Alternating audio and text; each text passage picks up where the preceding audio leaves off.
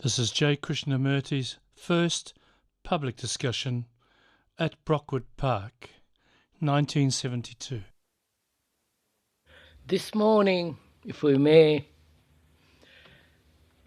we're going to have conversation, talk over things together in a form of dialogue, to discuss not opinions, not some kind of conclusions that you have come to, but rather go into the problems that one has,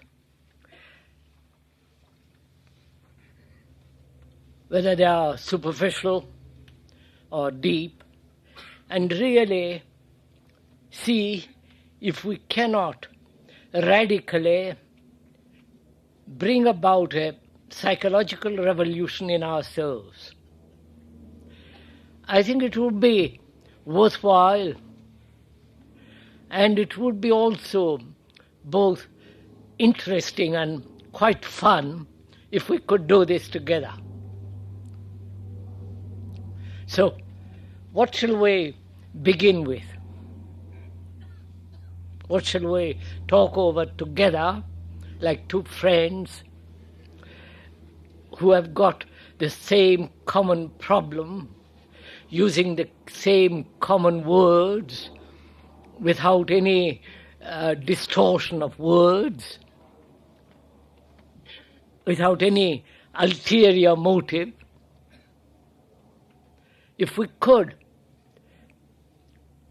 so talk over things together, I think it would be worthwhile. Question. Could we hear more of the nature of awareness? The way you speak of it, it almost seems to be so pointed and direct that it's like a concentration exercise. I'm sure that's wrong. Would you like to discuss that? Would you like to talk over this question of awareness? Mr. Krishnamurti, could I very, very briefly ask you something? Because I did mention to her the other day. Because this is a very, very common problem. You see, a woman I know, well, she's in her mid-50s. Her husband died of cancer. Very, very painful cancer. And she's very unhappy about it. She keeps ringing us up, saying, oh, I'm so unhappy. Yes. So you want to discuss? Please, can you very briefly? Yes. I want to say something to cheer her up. Oh! Then go to a cinema. I'm sorry, I cannot possibly discuss these things which cheer people up, to give them comfort, to give them sedative. No, but let us... But you see, you talk about this, the problem outside you see. So, can you explain that to me? We will go into that, perhaps, if we could talk over together this question of awareness. Is that what you want to discuss? Yes, madam. Well, I would like to. Just a minute, madam. Awareness. Most people are afraid of being aware. So do you want to talk over that? Right? Right.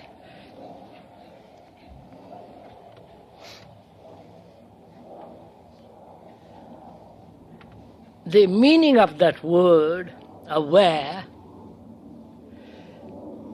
as far as you can make out from the dictionary, as well as from one's own interpretation of that word, is to be conscious, is to be cognizant of the things about you, and also to be aware of the movement of your own feelings and thoughts inwardly.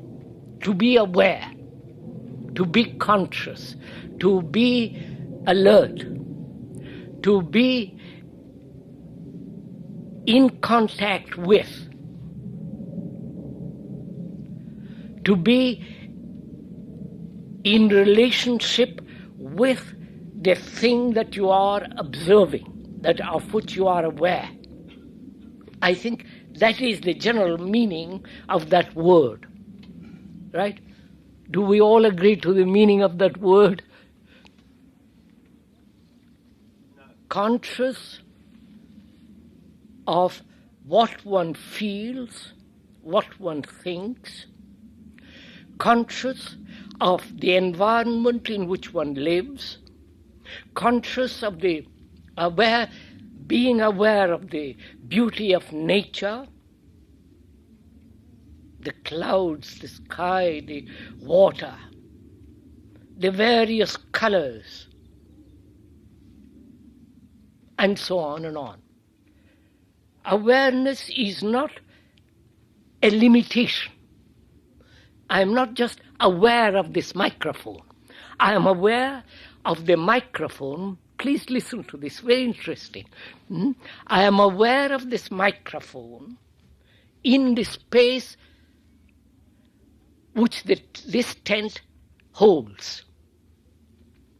The microphone has its own space. It creates its own space in the space of the tent. And that space, the outer space, is beyond. To be aware of this space, right? To be conscious of it. To see the quality of space. I'm only taking... Now, shall we discuss? We'll go into it. We are generally, as the lady pointed out earlier, afraid to be aware. Afraid to be aware of our environment. If we are aware, from that awareness we come to a conclusion, right? And that conclusion puts an end to further awareness. Right? I'm not giving a talk, please. We are discussing, we are exchanging, we are exposing. So, when we say we are aware of things very, very superficially, right? I am aware that you have long hair, short hair. I am aware of the color that you are wearing. And I react to the short hair or the long hair, calling a hippie or non-hippie, square, all the rest of it. I react to it. And my reaction is the response of my conditioning. The other day I saw a rather good cartoon. In the New York, I think I saw it. There was a boy and a girl standing at a window looking out on the street, and 2 or 3 hippies were walking down the street. And the boy says to the girl, "There goes the establishment." Got it?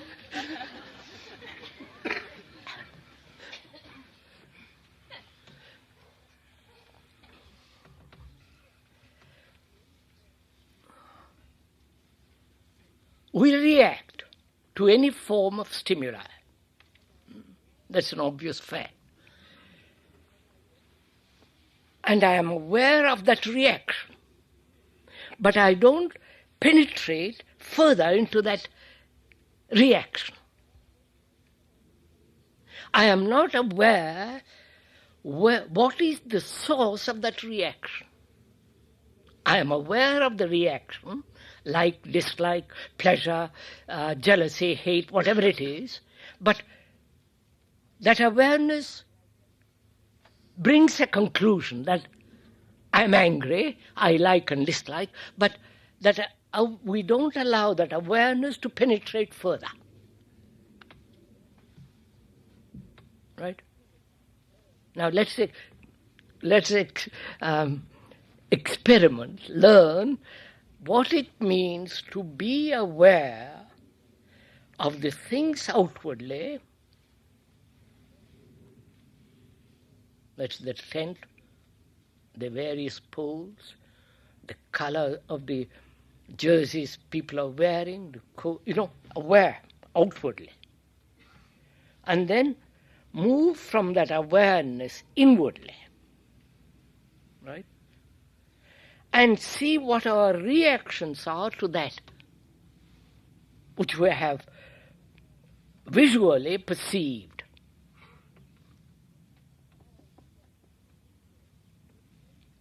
And our reactions depend on our temperament and idiosyncrasies, right? If my temperament is artistic, whatever that word may mean for the moment, I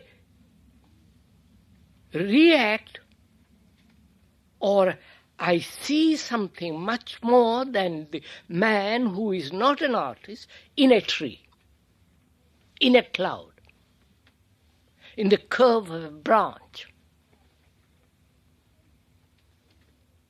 And if my temperament, idiosyncrasy, is the response of my conditioning also,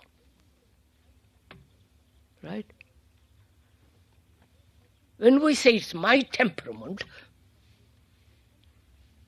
I think it is a marvelous thing to say that. But the temperament is the response or the reaction of my conditioning, obviously. Right, sir? So we're meeting each other. I don't want to talk all by myself.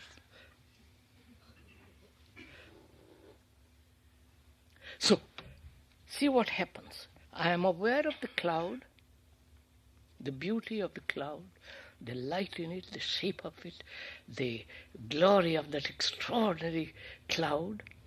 Being an artist, which is my temperament,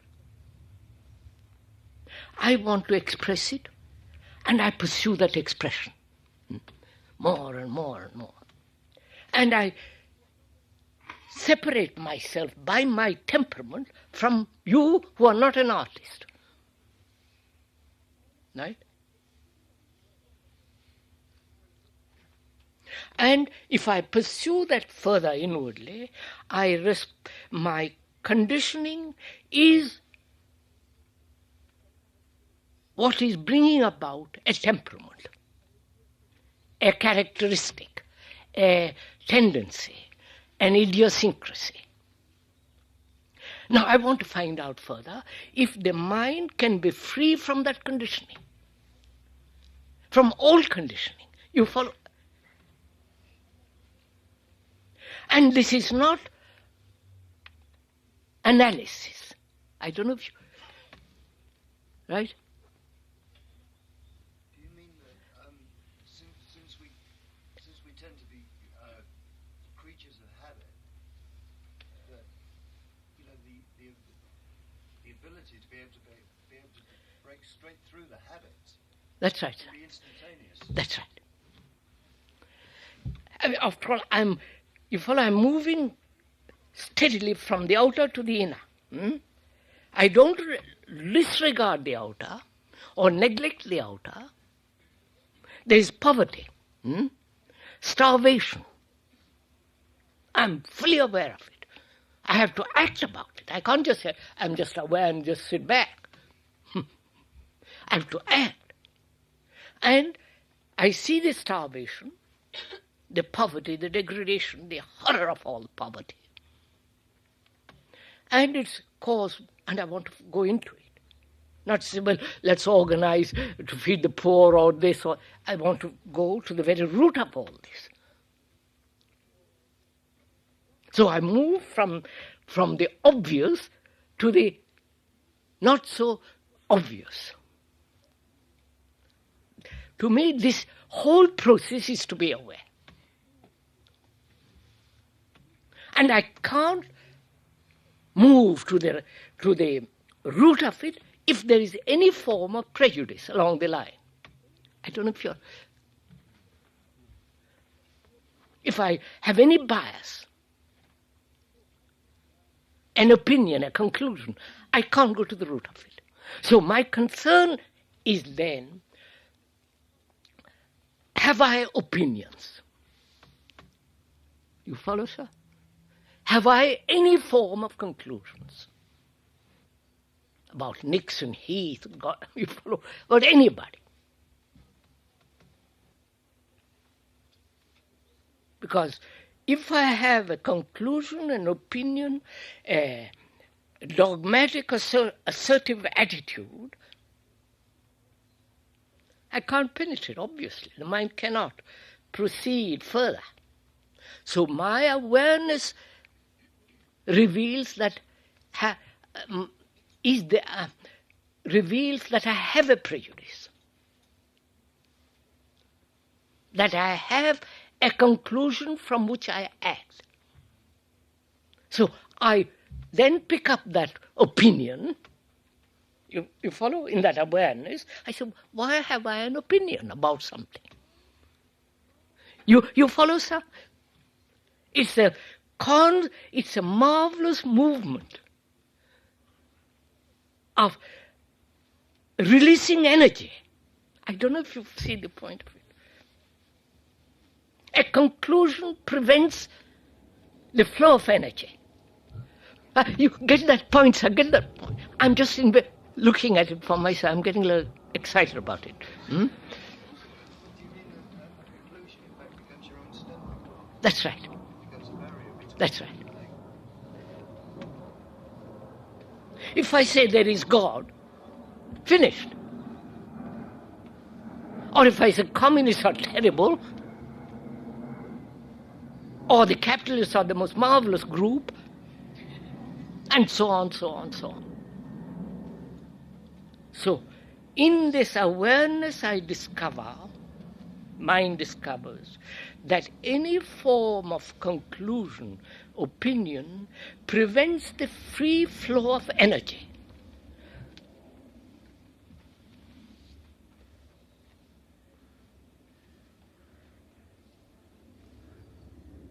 Then my problem is how to be free of conclusions and opinions. That's my next. I'm talking by myself. Won't you join me? Can't you be unattached to opinions? Be one? Can't you be unattached to opinions? Like, sort of like there's opinions, but you don't really take them seriously. I can't exactly explain it. Why should I have opinions? No, but see that it's absurd to have opinions, then it doesn't matter whether one says something or says nothing. The two are just equally... No. Look, sir, opinion is a form of conclusion, isn't it? Yeah, but you're aware that conclusion does exist in the world. Doesn't exist in the world. It does exist in the world. Yes, I'm... In the minds of people. People, yes. So you say there's an opinion. Yes, I am aware that my friend has an opinion. And therefore I realize that opinion blocks him. And I have an opinion also about somebody or other, or about something. That prevents further inquiry. So, see what I have discovered. Well, how do you not have opinions when you've got millions of them? Yes, how do you have... How do you not have opinions? Yes, how are you... Yes, how can you be free of opinions when you've got so many of them?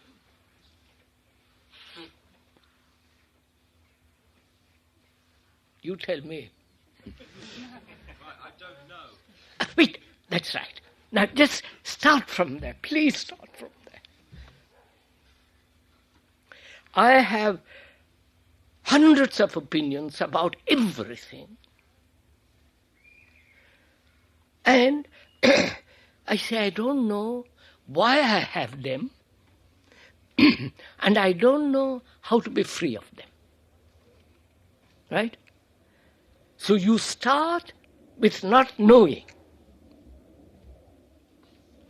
Right? Then you are able to learn. I don't know. You get it? If you begin to say, I must have few opinions, the good opinions, I'll discard the bad opinions. I will keep those which are comforting, which are fashionable, which are satisfactory, which gratify. Then you're still playing with opinions. Right? So, what am I? I don't know how I've acquired them. I don't know what to do about them. So my mind doesn't know. Right? See the beauty, come on, right? Now it is capable of learning. That is, I don't know Russian. Therefore, I want to learn. It's like an empty cup waiting to be filled. Yeah, I want to learn. So my mind now is capable of learning.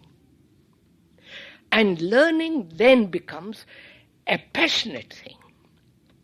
Not why I should have opinions or why I should not have opinions, but not knowing, I want to learn. And that gives me tremendous vitality. I don't know if you follow. Gives me tremendous weariness. Because you want to solve, you want to get rid of them. You want to conquer them. You want to go beyond them. You want to be free of them. I don't. I know nothing about it. I don't know how I got it. I don't know how to get rid of them. Therefore, I'm willing to learn. If you start from not knowing, then you can put the question rightly to yourself. People? If you start from not knowing, then you can put the question rightly to yourself, Yes. which brings interest. That's right. Now, are we doing this together? Please, sir, it's fun then, Sir, I mean, doesn't learning, isn't there some residue of knowledge? Therefore, wait a minute. So you are saying, what is the difference between knowledge and learning? Is that right, sir? Yes, in learning, let's put it round the other way. In learning, do you acquire knowledge and use that knowledge as a means of getting rid of the opinions? I mean, I think that, if you look at the world, I mean, you tend to see things like, say, Mr. Heath, and you see politicians working. You realize this kind of energy creates problems, it doesn't solve them. And surely this remains in the mind as knowledge. I mean, one isn't just a blank state, having seen this. What do you mean by that word knowledge, sir? Well, it's... To know. I think when you see external things, there is a kind of, you have a certain, well, I suppose a formula about it. Yes, sir. Let's go very simply at it, sir. Let's begin very simply. When you have, what do you mean by that word knowledge? To know. I know you because I met you yesterday. I know your name, I've seen your face, so I say I know you. Right? I know your name and where you live and all, because we've been introduced, we've talked about it. So what is that? That is a stored up memory of yesterday's rencontre, a meeting, right? And that is part of my knowledge. So, knowledge is always in the past, right? There's always more to learn. What? Knowledge never...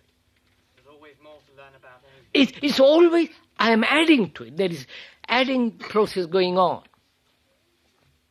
That is, knowledge is the residue of experience,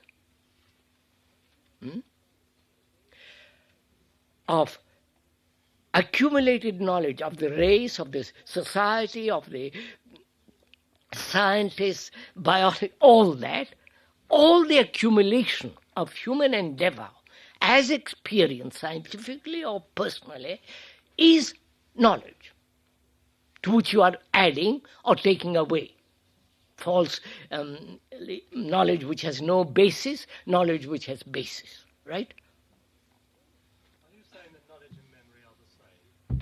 What, sir? Are you saying that knowledge and memory? Yes, obviously. If I have no memory, I have no knowledge. But that doesn't still mean they're the same. What, sir? You don't think they're the same? I say that it doesn't mean they're the same. If you have no memory, you have no knowledge. Because knowledge can be a qualification of memory. It can be organized. Let's look at it. You have flattered me or insulted me. I react to that.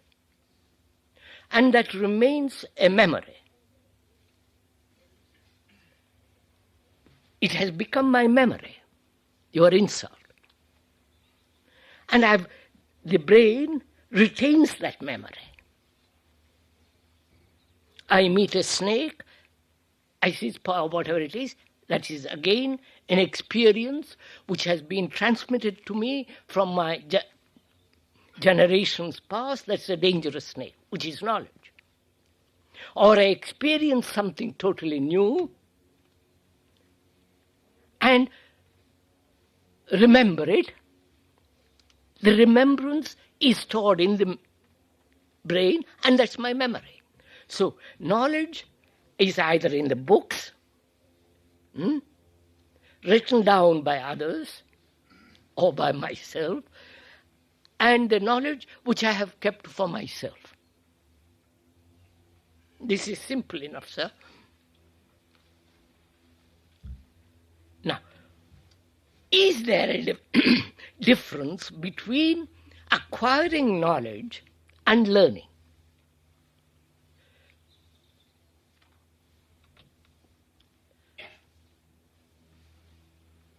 Go on, listen. Go on, sir. Inquire, fun. This is. Well, is there a structure for knowledge and a function of knowledge and the transcendence of knowledge? Yes, sir, that's right. Let's use knowledge as functional. Because if I don't know how to write, I don't know how to speak, I don't know how to do a job, knowledge is necessary. Which is knowledge to function, knowledge is necessary. And is learning different from the acquisition of knowledge? We're going to find out. We're going to learn. Please. But don't you ask questions out of knowledge? I mean, you have certain preoccupations, and then you ask your question. Can you ask a question not of the past? So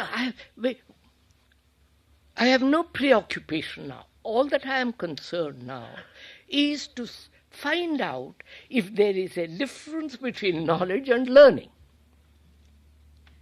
That's not a preoccupation. I want to find out. Is there a meaning of the word know, which isn't just to acquire knowledge, but it's more, there's a knowing. There's a sense, I know the word know, like when it says know yourself, it's not acquiring knowledge about yourself, it's something which is all the time. Wait. When you use the word know yourself, see what is how complex it is to know myself, right? It has been said, know yourself, you said. To know myself, what does that mean? I must know myself. Knowing myself means I must know myself as I am, or as I will be, or as I have been. Right? It could mean I've organized that I can predict what I might do in the future? Yes, all that's implied. I mean, in the sense that it's fairly obvious that oneself is not an idea of oneself. So that when there's no idea of oneself is there. That to me seems to be knowing oneself. No, if there is no idea of oneself, is there oneself? And so, don't let's enter. This is really. I want to stick to one thing at a time, which is, what is the difference? Is there a difference between knowledge and learning? It seems that learning is only perception. When perception moves to conclusion, then it has function, which makes it knowledge. No, that's all. That is, right, he said it. Did I say any more?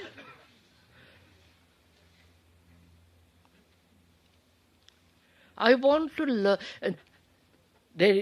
I see the importance of learning. I don't know why I have prejudices. I don't know how to be free of them. So I start with not knowing. Therefore, my mind is capable of learning. Now, I must find out the difference between knowledge and learning. Will learning bring knowledge, how to be free from opinions? You follow? Or will learning, which will be constant, in this constant movement, no opinion can be formed. I don't know if you see the difference. You'd say that learning is something vital and in the present, whereas knowledge is Not, always dead. is always in the past. That's right. First, see this. I've caught on to something.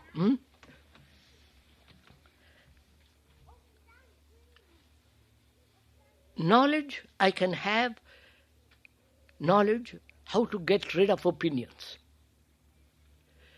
I must struggle against them. I must control them. I must say I must not have opinions and keep on repeating mechanically. That's in itself. So I say that will not be free the mind from opinions. So learning implies never accumulating knowledge, never coming to a conclusion. Therefore, in the movement of learning, how can the mind form a conclusion or opinion?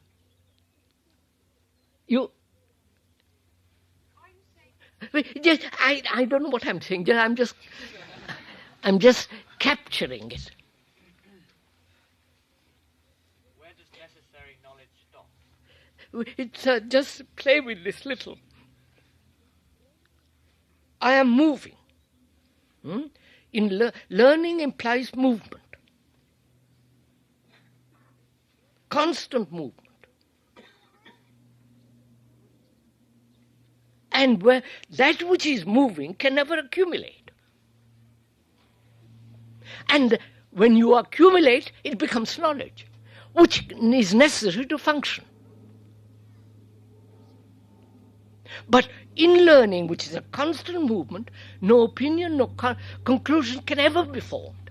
I've got it now, right? Now, are we together now learning? Can you honestly and without any sense of distortion say, I really don't know how to get rid of opinions? And you are beginning to learn. In learning, you are asking, am I accumulating? I know accumulation is necessary to speak a language, to function. But in the movement of learning, am I acquiring, is the mind acquiring knowledge in order to be free of opinions?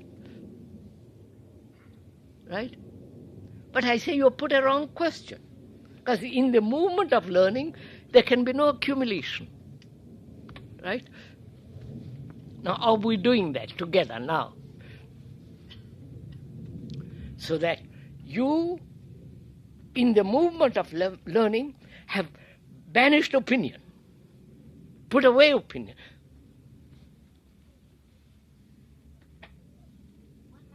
But if you say, wait a minute, if you say, I must get rid of opinions, you are acting from a conclusion, which is your knowledge, which you have acquired in learning. And therefore you have stopped. Therefore you're collecting barnacles, which are opinions. I don't know if you, right? I don't say that this is a link. I look at it each time intensely. It's the very What's that? idea of not seeing it as a leaf. There is, when I'm seeing a leaf now, I find that when I'm looking, I can actually see there are states of intensive looking, and I seem to not be able to see myself. It's as if I can just see the intensity of a colour. I'm with that colour, and I'm not there. There are moments when I see that. Yes, sir. And that of course. So what is the question, sir? I understand, sir. How does one choose the direction in which one learns? Huh? In learning, one first chooses a direction. No, sir. Look, no, I'm not chosen a direction. Just look what has happened. We said, we are going to discuss awareness. Just follow this, sir. Put your mind a little bit to this. We said we were going to talk over together awareness. I said we are aware from the outside movement to the inner. In seeing that blue color, I say how terrible that color is. Which is the response of my conditioning. My temperament, my etc., etc. And we never go beyond the conclusion. If we go beyond the conclusion, I discover there are 1,000 opinions I have.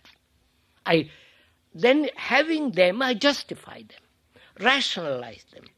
Say these are good opinions, these are bad opinions.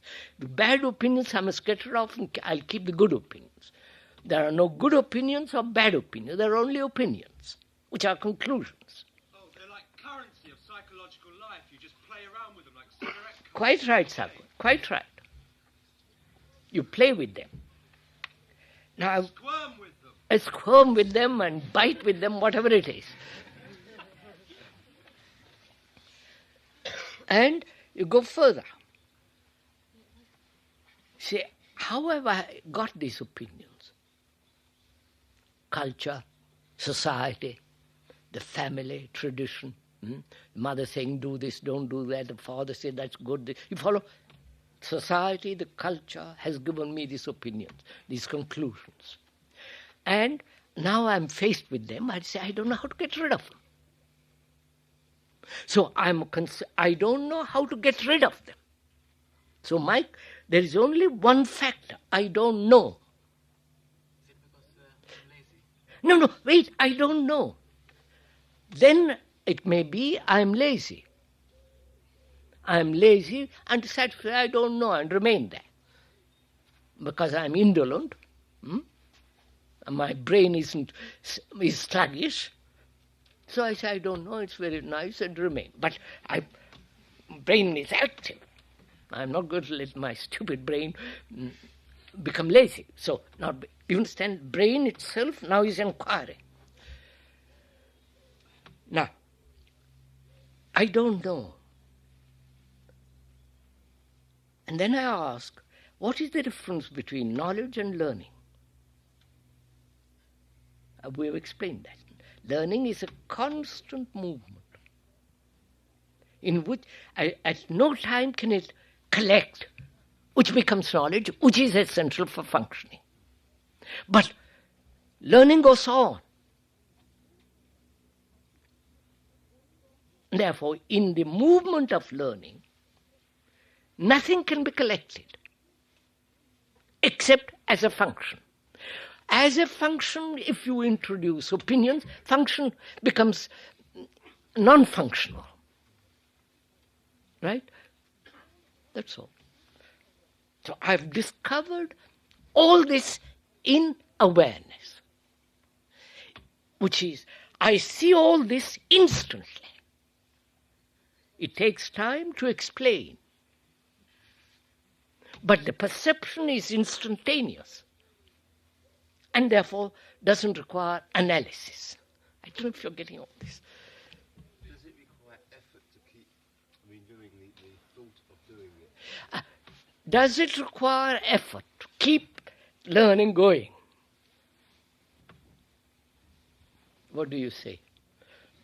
No effort at all. Why do you say that? Chapter 1, verse 6. No effort required. Huh? What is that, sir? Chapter 1, verse 6. No effort required. What? It's passive. One is receiving. What happens when a bloody great cop sticks a gun in your face or something? What happens when the bloody balloon goes up? I don't know then. No, nor do I. Then why do you put the question then? Well, because. No. It creates its own energy. Pipon? It creates its own energy. Obviously. Now, please, are we learning or are we just waiting to be fed? I see, when I watch myself, then that I am the thought. And these pass in very quick succession, like fireworks in the mind. Like shooting stars, many of them. Yes, sir. How does one slow this process down? Yeah. How does one slow down the movement of thought so that you can observe one thought? Is that it?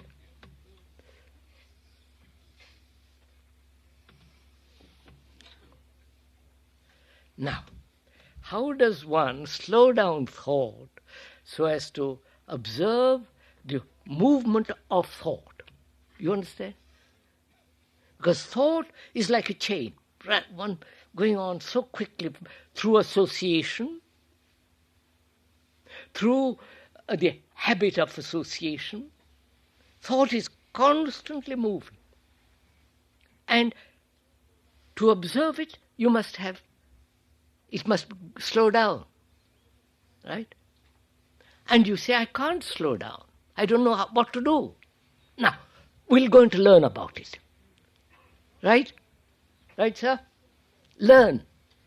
Not form an opinion or a conclusion or... Right. How do I slow down? How does the mind slow down thought so as to observe it closely?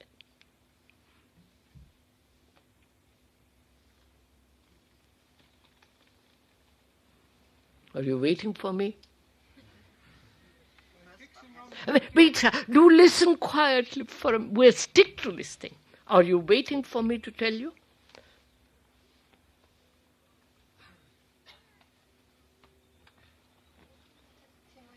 What do you want to slow down for? What do you want to slow down thought for? As I'd like to crawl at a snail's pace. I'd like to speed it up. the gentleman, sir, asked, the speed of my thoughts are so rapid, so related, so sequential, logical or illogical, that I can't follow them. That's his question. Your question may be, I would like to speed it up. That's quite a different matter. This is when I observe myself, when I'm not displaying myself during the course of the day, many times I'm in control. I'm controlling my thoughts and I know exactly what I'm doing. But when I observe myself, when I'm learning about myself, I see that I am the thought and I see that one follows another. That's right, sir. That's right. What observes the thought? Is that thought as well? Big one? What observes the thought? Is that thought as well? Of course. Okay, so it's just thought observing thought. So how are you going to slow down? We're going to learn about it, sir. You don't give a chance to learn. How can thought be slowed down? If you perceive that thought is observing thought, and the perception is instantaneous, it will work itself. Is this a fact to you, or you just offering an opinion? That would mean awareness. I don't want to be rude, madam, but I'm just asking, or being personal. Are you aware of the rapidity of your thoughts? And being aware of the rapidity of your thoughts, you say, now, is it possible to slow them down so that I can look, taste one thought completely? You understand? See the significance of one thought, all its content, its beauty or its ugliness, its depth or its shallowness. Follow? Who is it that's tasting? What, sir? Who is it that's tasting the thought? That's just a phrase which I use to see the content of a thought, that's all. Is that thought turned back on itself? And we're going to discover it, sir. We're going to learn about it. Now, first of all, why do I want to slow it down?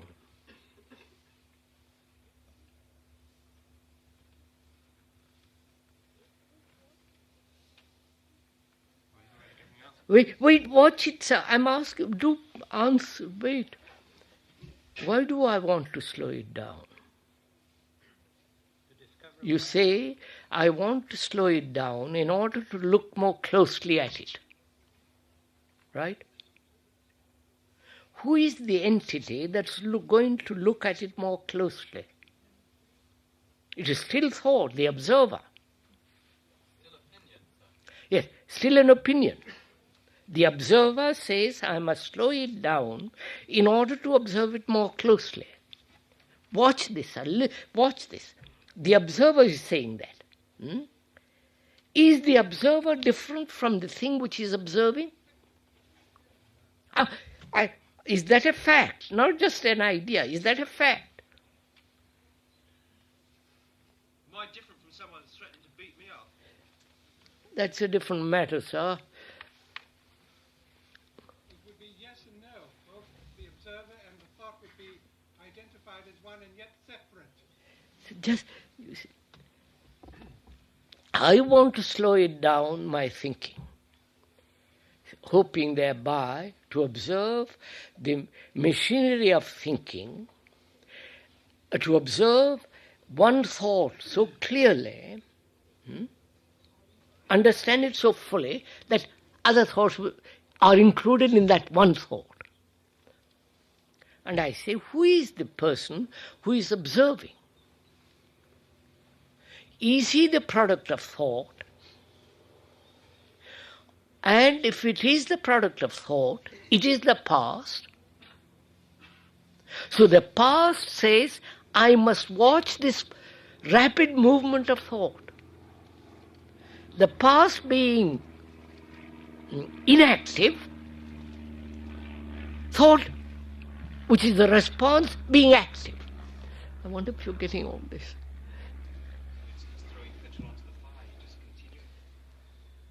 Living, going back to the original awareness and knowledge, living for everyone is instantaneous. The awareness immediately becomes the past. And you can examine that at length or not at length. No, madam, we were saying. The forward-looking is conditioned by your memory, your education, etc., your knowledge, and you are preoccupied with what is going to happen. But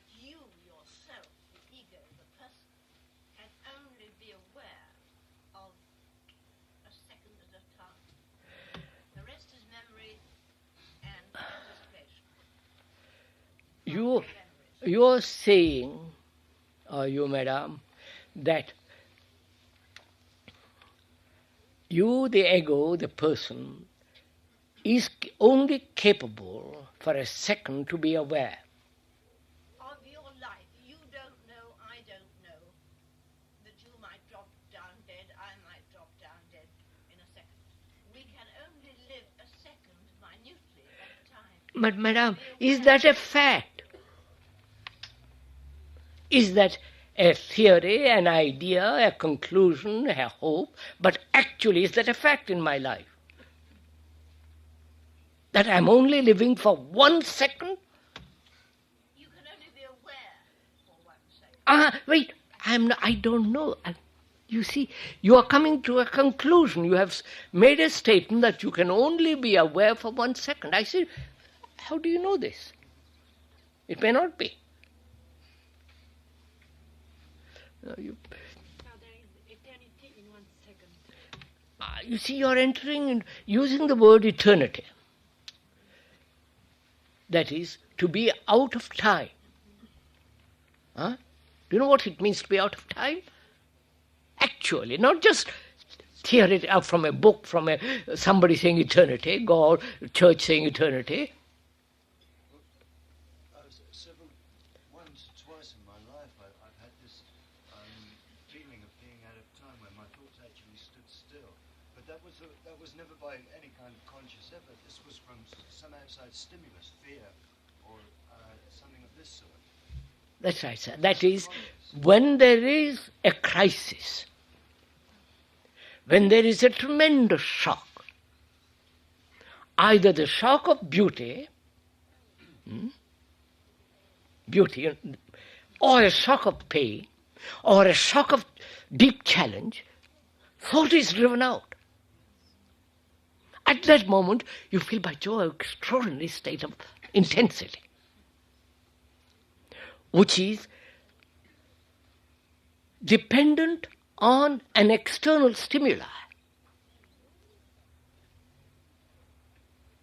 And knowing that state, or experience, having had you want to reach it again. Then begins the whole problem. The observer is different from the observed and wants to pursue the observed, which becomes pleasure, and he is pursuing pleasure, and not the actual moment of that extraordinary state.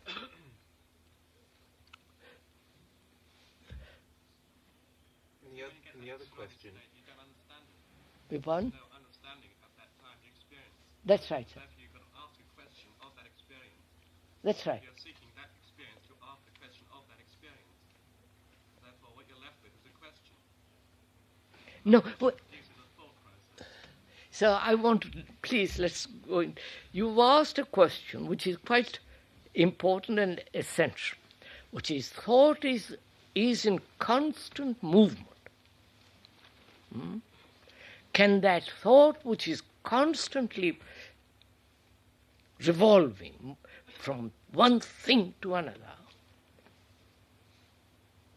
can there be a gap between two thoughts and observe what takes place in that gap? You're asking that question, aren't you, sir? Because in that gap, you may see things which you have never seen before. You may, I don't say you will, you may. So we have to find out, we have to learn, see the movement of thought, rapid movement of thought, and to slow it down. Is that possible? I find that one aspect of my life will always hold my interest, and in that intense interest, thought is observable or slows down. If I find that I have opinion, in being intensely concerned about opinion, thought, the nature of thought, reveals itself to me. Yes, sir, but I'm asking something different from that. We're asking, is there a gap between two thoughts? And if there is a gap, in that gap, is it possible to observe the coming of thought and the going away of thought? Then I have slowed it down. Then the thought has slowed down. I don't know if you follow this. Wait. We're just learning. Now wait. Effort implies division, doesn't it?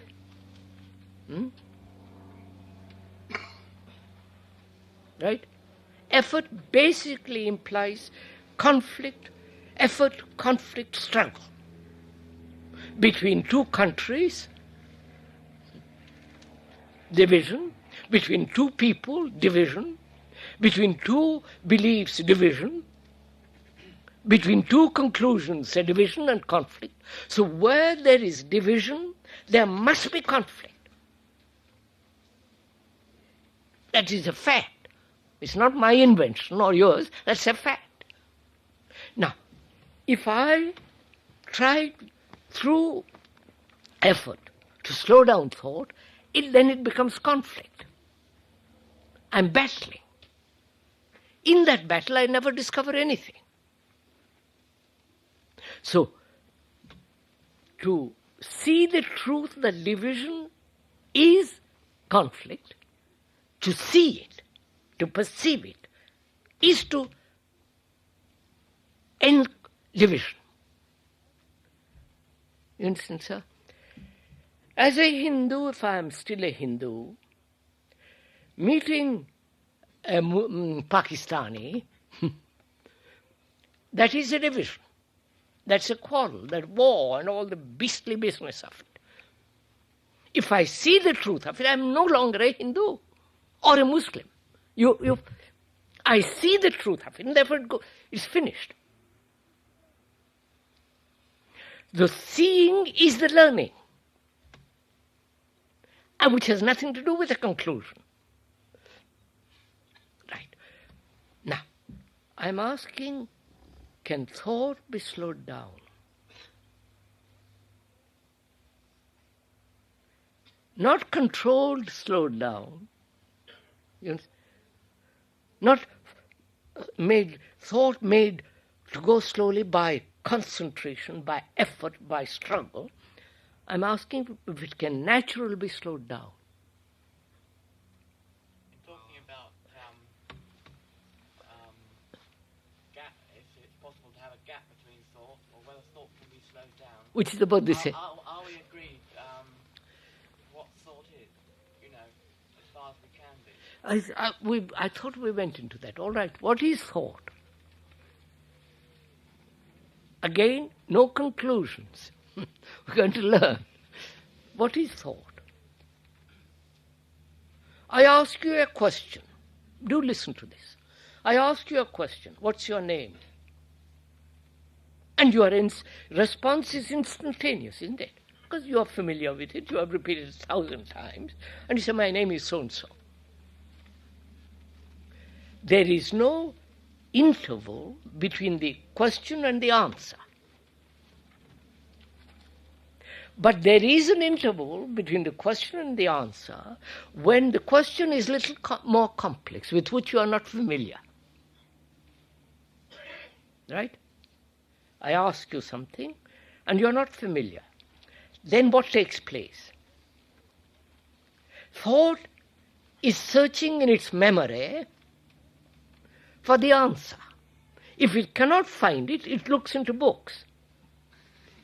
If it cannot find in the book, I'll ask somebody else. So the interval is longer between the question and the answer. Follow all this, sir? And if I ask you something of which you don't know, you say, I don't know. Right? Because I don't know is an instant response of truth about which you say, I don't know. So, thought is the response of memory. Memory being experience, which has that has been accumulated in the brain cells through generations and generations and generations. Tradition, culture, all that is stored up in the brain. I wonder if we can say that thought is conclusion. Huh? I wonder if we can say that thought is conclusion. God or thought? Thought is conclusion. Yes, obviously. So don't jump. I want to learn. So I know what thought is. And I'm asking whether that thought can be quiet, slowed down. And in that slowing down, is it capable of being observed without the observer? The observer is the past. And thought is the response of the past. So if the observer observes thought as an outsider, he's still playing the part in the past. See that? So, how is thought to slow down? Well, one way is undergoing intense experience. Intensive? Like a shock slows it down. What's that? It's found that a shock slows thought down. If you have a shot. Yes. Oh, take a drug. Take a drug or have a shot or take LSD or whatever it is. Now wait, let's go into that. Why do you... I've found that when I'm thinking a lot, that if my thoughts subside, I find that there's a certain amount of pain within myself.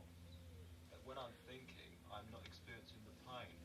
It's almost like to think all the time is a way of fleeing from the pain and sorrow that's within Oh, myself. I see what you're saying. You are saying thought is a means of escape from my suffering or from my misery or from my frustration. So I think. Yeah. And it's not being able to, it's in resistance to the pain that one has. Yes, sir. That one keeps Thinking. But we're not asking thought as a means of escape from pain. We are examining thought itself. It's easier to see the gap between thought and to see how to slow thought down. One can arrive at Is your thought, sir, sitting there, discussing, talking things over, have you discovered that you can slow down thought? Actually, don't tear it. I can experience the space between thoughts. Wait, can you? If you can, what is that space? Thinking of it. Thinking of it. It's attention. Then if it is still thinking of it, you're... No. Do please find this out, because I tell you why it's important. Meditation is the emptying of the mind of its content. That is the real meditation, not all the phony business that's going on. Emptying consciousness of its content. Its content being the furniture, the house, the memories, the images, the various conditionings. You follow? The whole content is made up of consciousness.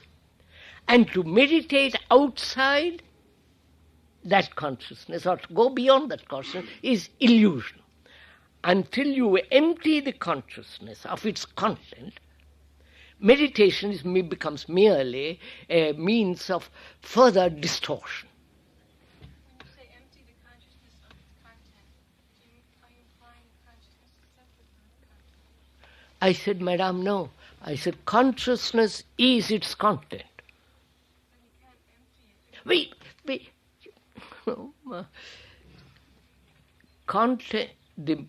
The content of my consciousness and your consciousness is made up of all your memories,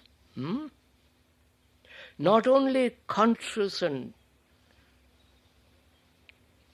unconscious memories, but also all the remembrances, the hurts, the agonies, the pain, physical pain, the hurts, psychological hurts, your attachments, and your fears, your pleasures, the accumulation that you have gathered is the content, which is your consciousness. Until we understand the content, until there is an understanding of the content and the emptying of that content, is the process of meditation. The process of the meditation is to empty consciousness. Otherwise you still are a prisoner in it. You may invent, you may think, well, I've seen Christ, I've seen Krishna, I've seen the Buddha, but it's all within that. Therefore, no reality. Right? And thinking is the basic content of consciousness, which is the response of my conditioning.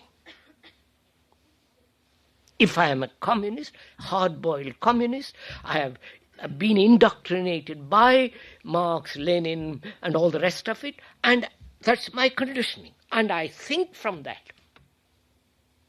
If I am a devout, practicing Catholic, my conditioning is, and I think from that, or a businessman, or whatever it is.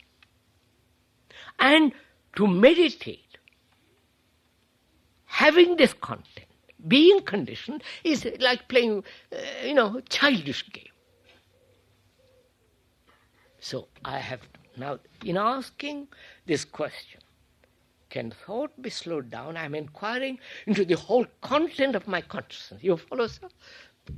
Not just thought can be slowed down. That's fairly easy. But in asking the question, I'm asking a much deeper question, which is, can the mind, with its content, empty itself without the least effort?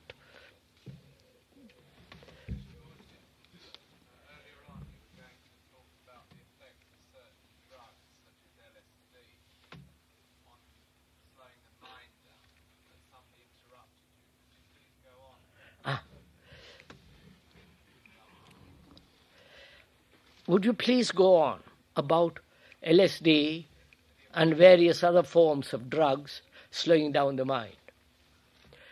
I have never taken any kind of drugs. Your LSD, marijuana, pot, grass, you follow, hard, and drug of any kind. But I have seen and talked to a great many people who have taken it. Serious people who have, scientists, experimenters who have gone into this. First of all, why do we take drugs at all? Including tobacco, you follow? Go into it, sir. Learn.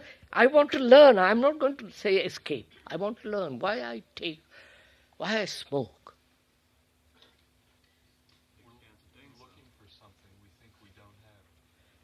So, look, you want to experience something which you don't know. Is that right? But do you know all experiences in living before you ask that question, something I don't know? Which means you are bored with the present living and you want to experience something more.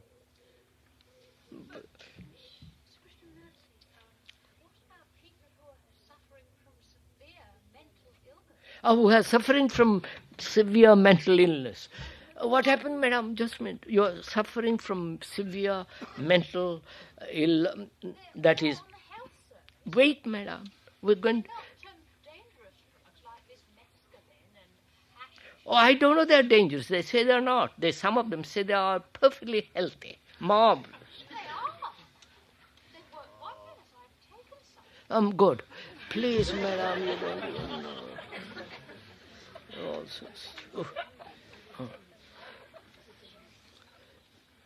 Look, First of all, I'm asking myself, why do I take drugs, alcohol, smoke? Why?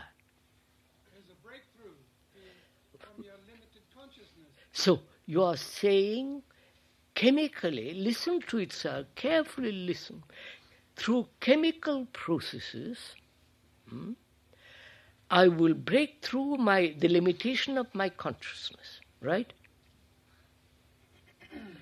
I will fast, not eat food for many days, and that sharpens the mind, and that will help me to break through, right?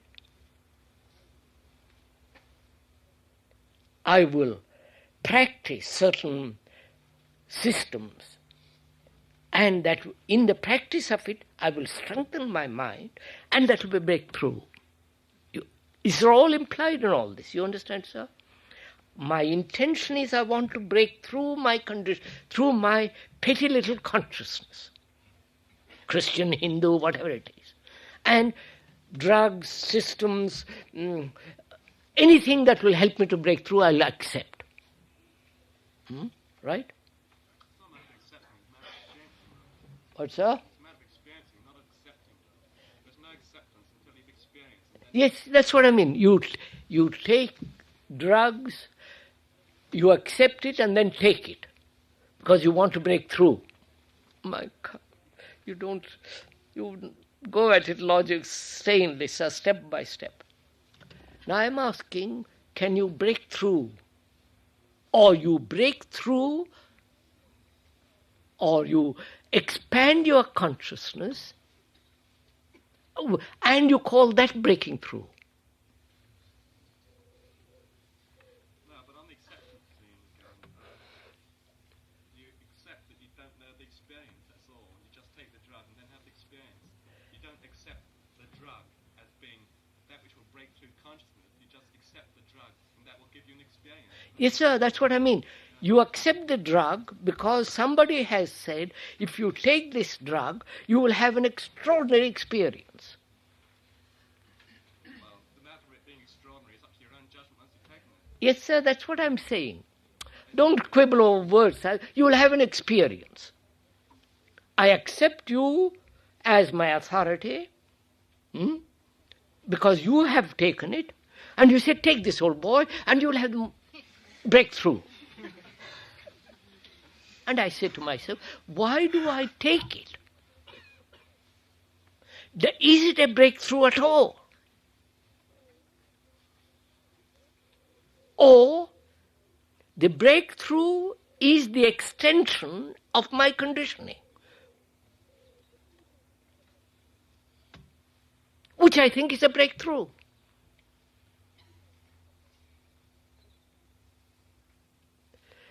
Look, sir, have you ever observed a tree closely? Without the image of the tree, without a conclusion of the tree, actually observed it. So that there is no gap between you and the tree, no distance. So that you observe this extraordinary phenomenon called the tree.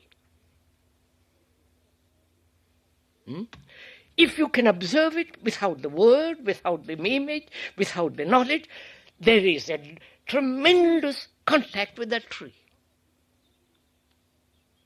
Not that you become the tree, that would be absurd, but you have direct relationship with it. You see things that you have never seen before. Now, that is a breakthrough.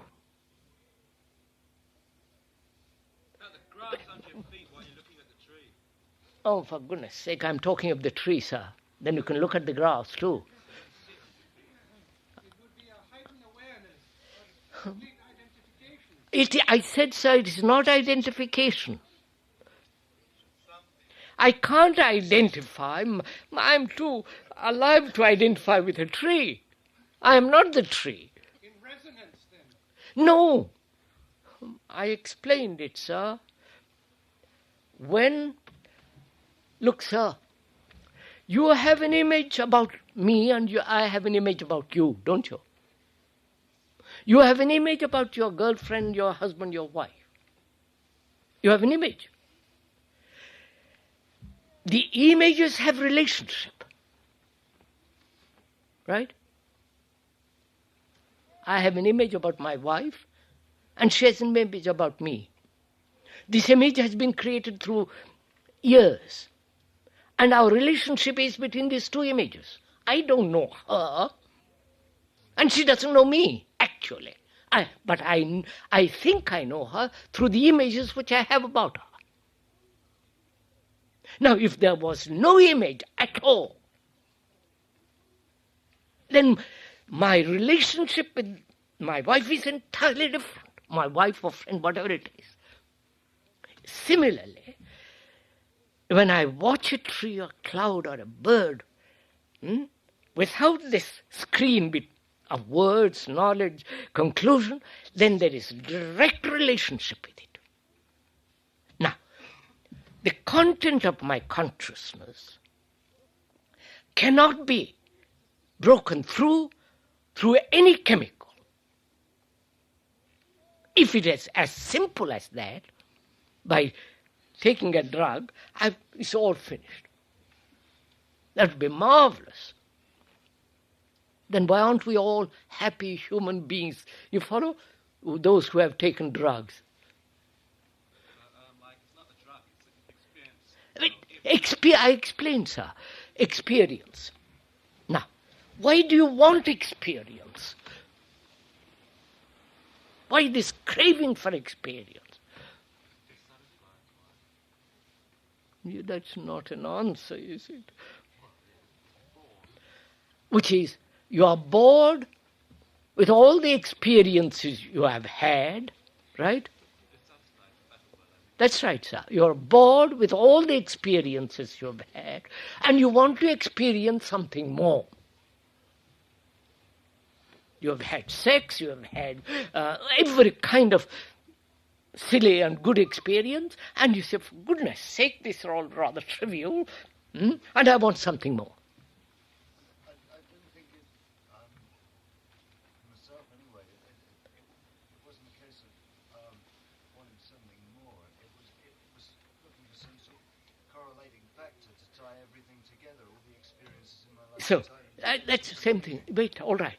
Correlating all the factors of experience, so that you are made a whole. I will watch it, sir. Correlate all the experience that one has accumulated. There are different kinds of experiences. Sexual, mental, dozens and dozens of separated experiences.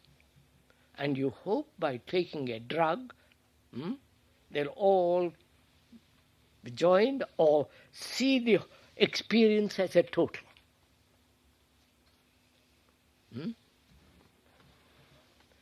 Which is asking further experience,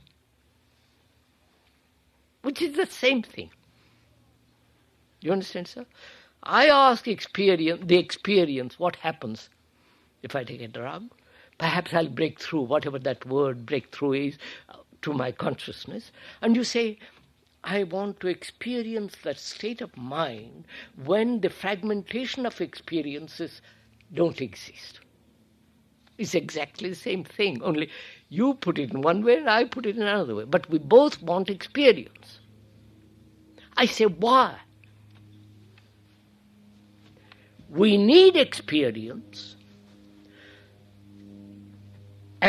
When there is a challenge, you respond. That's an experience. And that challenge keeps one awake. Right? If there wasn't the communist, the capitalist would be further capitalist. If there wasn't somebody, follow?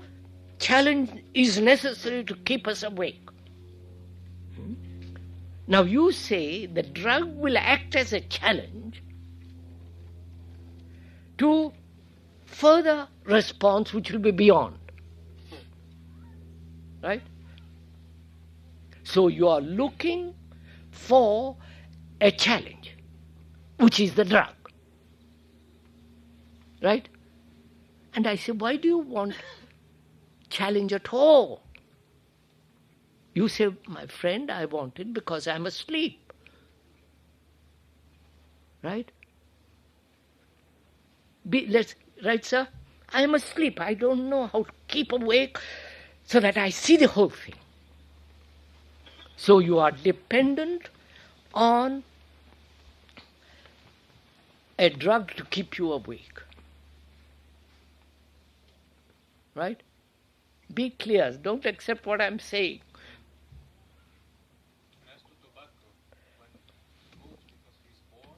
What, sir? Yes, you're bored. We said that.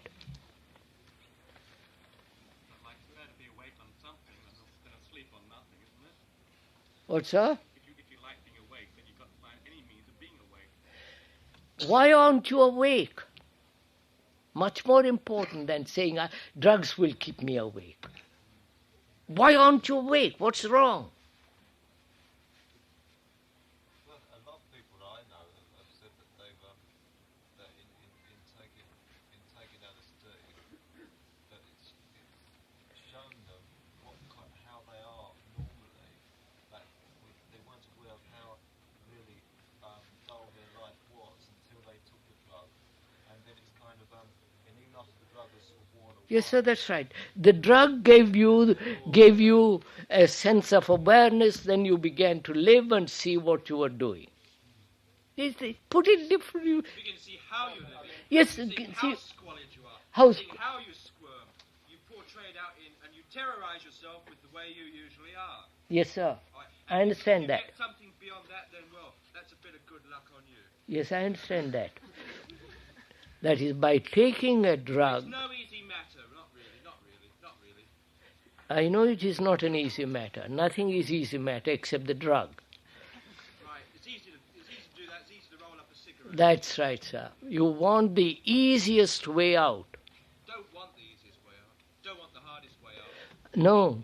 You want a way out. Way out of where? Way out of our misery, out of our problems, financial, emotional, intellectual problems, our suffering, our pettiness. You follow? We want a way out of all that. And I say, why do you take the longest method to do it? Why do you take the most complicated, the most unrealistic, impractical way to live differently? You follow, sir? You answer me. Why have you become so impractical by taking a drug? You're not any more happier at the end of it. You're not much more alive, active, creative.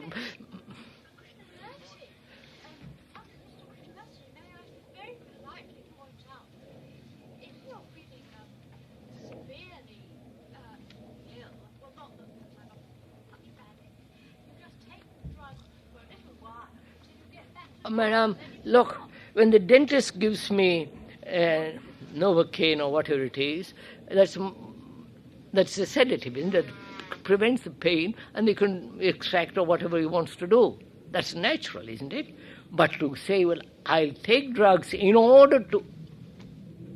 That's what we are talking about. That lady's talking about psychological medicine, and the thing is that the person is mentally depressed, and when they take the medicine, the pills, they're no longer depressed, therefore they don't know what's wrong with them. Whereas if they didn't take the pills, they might be trying to find out. So, do you know how we began this? Do you know how we began this discussion? We said, what is thinking? Can the mind investigate, learn the whole machinery of thinking? And in the very act of learning, there is the slowing down of thinking. That's all what we are discussing. Not how to break through, not how to take, which are the beneficial drugs, what the effects of drugs are. The effects of the drugs, you can see it. With those people who have taken for a long time, their brain deteriorates. No, of course there are exceptions. You may be the exception. But generally, as I have seen many of them, it is terrible what goes on with drugs. Well, that's the irrelevant question. The question is, in learning about thought, the machinery of thought, the necessary function of thought, in learning about it, the slowing takes place. Without control, without subjugation, without effort. And to learn about thinking, one has to watch the machinery of thinking. Be aware of it. How you think, what makes you think? Prejudice? A conclusion? A conditioning? All in the past. So thought can never be free because it has its root in the past. So thought can never be new. What is new is when thought comes to an end and there is a new. But didn't you say we have to keep on thinking to learn? And if you have to keep on thinking, then how can we be free from thought? Big pardon? Didn't you say we have to keep on thinking to learn? No, you say you keep on thinking to learn. No. I didn't say that. To learn, we'll go again. What does it mean to learn? Does it mean thinking? Learning a language needs thinking, which is accumulation of the words and their meanings in Italian or in French or whatever it is. There I have to exercise thought and relate each word and so on, so on, so on. Now I'm saying, does learning require thinking or only a perception and the continuing of that perception, which is learning? That is, I'll begin again. That is, I am aware the necessity and the functional value of knowledge. And has knowledge any relationship with learning? I see learning is constant movement. In that, to function, knowledge is necessary, but it's a constant movement. And that movement is not thought, but constant awareness, perception, insight. Moment that insight makes a conclusion, then it becomes a knowledge and an impediment to further inquiry. That's all.